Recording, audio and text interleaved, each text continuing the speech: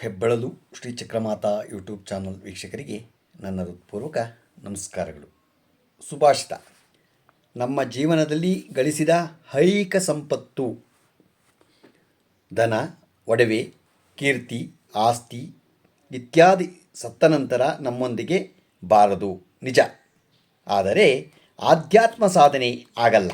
ಒಂದು ಜನ್ಮದಲ್ಲಿ ಮಾಡಿದ ಆಧ್ಯಾತ್ಮ ಸಾಧನೆ ಎಂದು ನಾಶವಾಗದು. ಈ ಜನ್ಮದಲ್ಲಿ ಆಧ್ಯಾತ್ಮಕ ಒಂದು ಮೆಟ್ಟಿಲುಗಳನ್ನು ಏರಿದರೆ ಮುಂದಿನ ಜನ್ಮದಲ್ಲಿ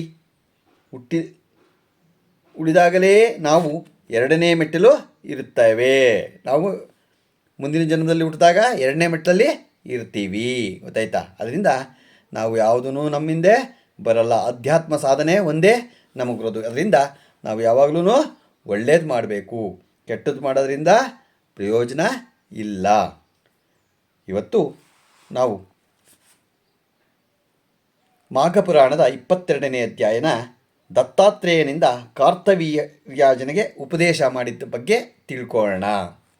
ಶ್ರೀ ಗುರುಭ್ಯೋ ನಮಃ. ಹರಿ ಓಂ.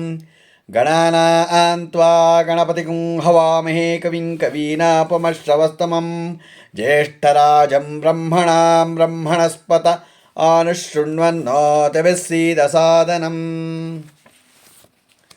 ದತ್ತಾತ್ರೇಯನು ಬ್ರಹ್ಮ ವಿಷ್ಣು ಮಹೇಶ್ವರರ ಅಂಶದಿಂದ ಜನಿಸಿದವನು.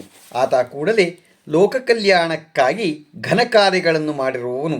ತ್ರಿಮೂರ್ತಿಗಳು ದತ್ತಾತ್ರೇಯ ರೂಪದಲ್ಲಿ ಜನಿಸಿದ್ದಾರೆ. ದತ್ತಾತ್ರೇಯನ ಕಾಲದಲ್ಲಿ ಕಾರ್ತವೀರ್ಯಾರ್ಜುನನೆಂಬ ಕ್ಷತ್ರಿಯ ವೀರನು ಮಾಹಿಷ್ಮತಿ ಎಂಬ ನಗರವನ್ನು ರಾಜಧಾನಿಯನ್ನಾಗಿ ಮಾಡಿಕೊಂಡು ರಾಜ್ಯವಾಳುತ್ತಿದ್ದನು. ಆತನಿಗೆ ಗುರುವರ್ಯರು ದತ್ತಾತ್ರೇಯರು ಒಂದು ದಿನ ಕಾರ್ತವೀರ್ಯಾರ್ಜುನನನ್ನು ದತ್ತಾತ್ರೇಯರ ಆಶ್ರಮಕ್ಕೆ ಹೋಗಿ ಭಕ್ತಿ ಭಾವಗಳಿಂದ ನಮಸ್ಕಾರ ಮಾಡಿ, ಗುರುಗಳೇ, ನಿಮ್ಮ ಅನುಗ್ರಹದಿಂದ ಅನೇಕ ವಿಷಯಗಳನ್ನು ತಿಳಿದುಕೊಂಡನು.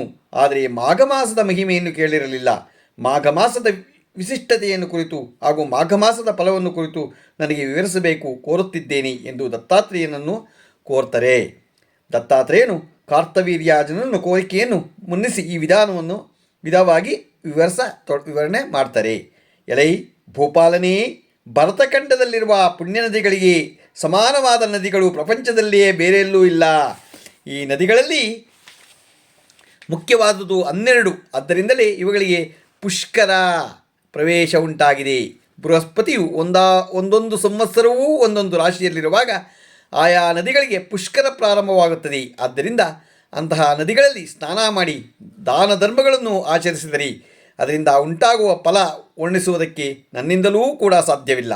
ಅದರಲ್ಲೂ ಮಾಘ ಮಾಸದಲ್ಲಿ ನದಿ ಸ್ನಾನ ಮಾಡಿದರೆ ಉನ್ನತ ಫಲಗಳು ಉಂಟಾಗುವುದೇ ಅಲ್ಲದೆ ಜನ್ಮರಾಹಿತ್ಯ ಉಂಟಾಗುತ್ತದೆ. ಆದ್ದರಿಂದ ಯಾವ ಮಾನವರಾದರೂ ಮಾಘ ಮಾಸದಲ್ಲಿ ನದಿ ಸ್ನಾನ ಮಾಡಿದರೆ ಉನ್ನತ ಫಲಗಳು ಉಂಟಾಗುವುದೇ ಅಲ್ಲದೆ ಜನ್ಮರಾಹಿತ್ಯ ಉಂಟಾಗುತ್ತದೆ. ಯಾವ ಮಾನವನಾದರೂ ಮಾಘ ಮಾಸದಲ್ಲಿ ನದಿ ಸ್ನಾನವನ್ನು ಖಂಡಿತವಾಗಲೂ ಮಾಡಬೇಕು. ಹಾಗೆ ಮಾಡದಿದ್ದರೆ ಆ ಮನುಷ್ಯನು ಜನ್ಮಗಳಲ್ಲೂ ತಾನು ಗಳಿಸಿಕೊಂಡ ಪಾಪ ಫಲಗಳನ್ನು ಅನುಭವಿಸಿದ್ದೇ ತಪ್ಪಿದ್ದಲ್ಲ. ಮಾಘ ಮಾಸದಲ್ಲಿ ಸೂರ್ಯನು ಮಕರ ರಾಶಿಯಲ್ಲಿರುವಾಗ ಮಾಘ ಸ್ನಾನ ಮಾಡಿ ಒಬ್ಬ ಸದ್ಬ್ರಾಹ್ಮಣನಿಗೆ ದಾನ ಧರ್ಮಗಳನ್ನು ಮಾಡಿದರೆ ಪಂಚಮಹಾಪಾಪಗಳನ್ನು ಮಾಡಿರುವನಾದರೂ ಮುಕ್ತಿಯನ್ನು ಹೊಂದಬಲ್ಲ ಎಂದು ದತ್ತಾತ್ರೇಯನು ಕಾರ್ತವೀರ್ಯಾರ್ಜುನನಿಗೆ ವಿವರಿಸಿ ಮತ್ತೆ ಇನ್ನು ಈ ರೀತಿಯಾಗಿ ಹೇಳತೊಡಗಿದನು.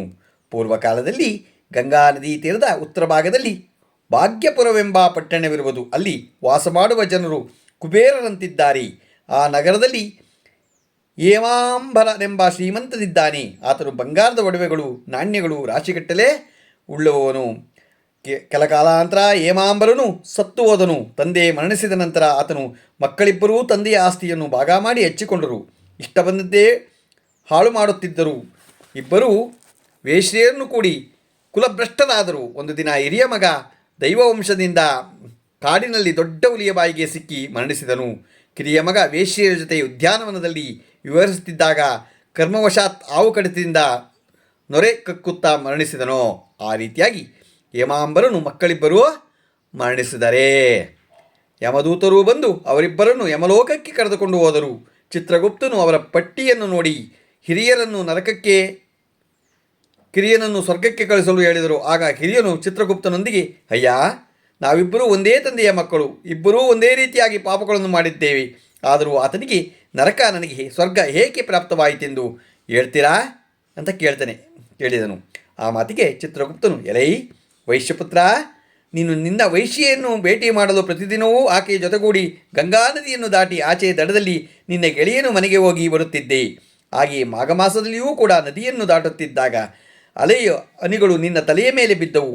ನೀನು ಪವಿತ್ರನಾದೆ. ಮತ್ತೊಂದು ವಿಷಯವೇನೆಂದರೆ, ನಿನ್ನ ಸ್ನೇಹಿತ ಬ್ರಾಹ್ಮಣ ಪ್ರತಿನಿತ್ಯ ಬ್ರಾಹ್ಮಣ ದರ್ಶನ ಮಾಡಿದರೆ ಗೋಹತ್ಯಾದಿ ಪಾಪಕವೂ ಕೂಡ ನಶಿಸುತ್ತದೆ. ಆದ್ದರಿಂದ ವಿಪ್ರನನ್ನು ನೋಡಿದ್ದರಿಂದ ನಿನಗೆ ಉತ್ತಮ ಫಲವೇ ಉಂಟಾಗಿದೆ. ಅದೂ ಅಲ್ಲದೆ ಆ ಬ್ರಾಹ್ಮಣನು ಜಪಿಸುವ ಗಾಯತ್ರಿ ಮಂತ್ರವನ್ನು ಕೂಡ ನೀನು ಕೇಳಿರುವೆ. ಗಂಗಾ ನದಿಯ ನೀರು ನಿನ್ನ ಶಿರದ ಮೇಲೆ ಬಿದ್ದು ನಿನ್ನ ಪಾಪಗಳು ನಶಿಸಿದ್ದರಿಂದ ಸ್ವರ್ಗಕ್ಕೆ ಕಳುಹಿಸುತ್ತಿದ್ದೇನೆ ಎಂದು ಚಿತ್ರಗುಪ್ತನು ವಿವರಣೆ ಕೊಡ್ತಾನೆ. ನೋಡಿ, ಯಾವುದೇ ಇದರಿಂದ ಅವನ ತಲೆ ಮೇಲೆ ನೀರು ಬಿದ್ದಿದ್ದರಿಂದಲೇ ಮಾಘ ಸ್ನಾನ ಮಾಡಿದಾಗಾಗಿ ಅವನು ನರಕಕ್ಕೆ ಹೋಗ್ತಿದ್ದವನು ಸ್ವರ್ಗಕ್ಕೆ ಹೋಗ್ತಾನೆ. ಆಹಾ, ಏನು ಭಾಗ್ಯ ನನ್ನದು! ಗಂಗಾಜಲವು ನನ್ನ ಮೇಲೆ ಬಿದ್ದು ಮಾತ್ರಕ್ಕೆ ನನಗಿಂತ ಮೋಕ್ಷ ಉಂಟಾಯಿತು ಎಂದು ವೈಶ್ಯಪುತ್ರನು ಸಂತೋಷಗೊಂಡು ದೇವದೂತರೊಂದಿಗೆ ಸ್ವರ್ಗಕ್ಕೆ ಹೊರಟು ಹೋದನು. ಆಪದ್ಬಾಂಧವ ನಾರಾಯಣ, ದೀನಬಂಧೋ ನಾರಾಯಣ, ದೇವದೇವ ನಾರಾಯಣ, ವೈಕುಂಠವಾಸ ನಾರಾಯಣ, ಲಕ್ಷ್ಮೀರಮಣ ನಾರಾಯಣ, ಗರುಡವಾಹನ ನಾರಾಯಣ, ಪನ್ನಗಶಯನ ನಾರಾಯಣ, ತ್ರಾಗಿ ತ್ರಾಗಿ ನಾರಾಯಣ,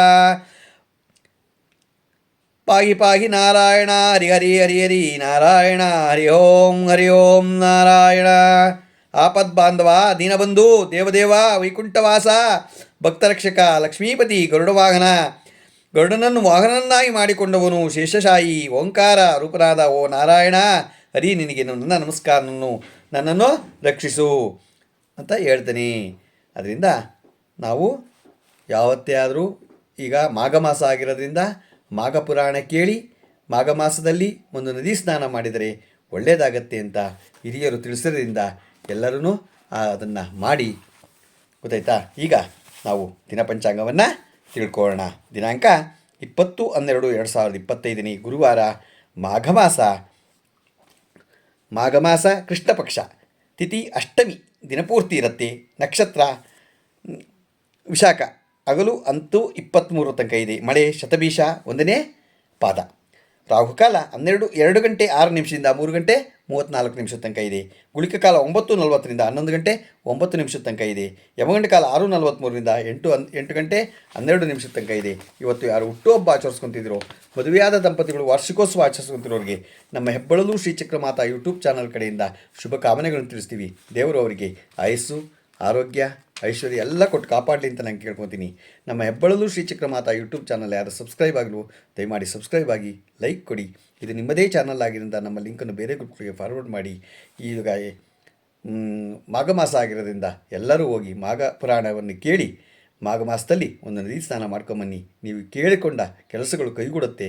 ನಮಸ್ಕಾರಗಳು, ನಮಸ್ಕಾರಗಳು, ನಮಸ್ಕಾರಗಳು.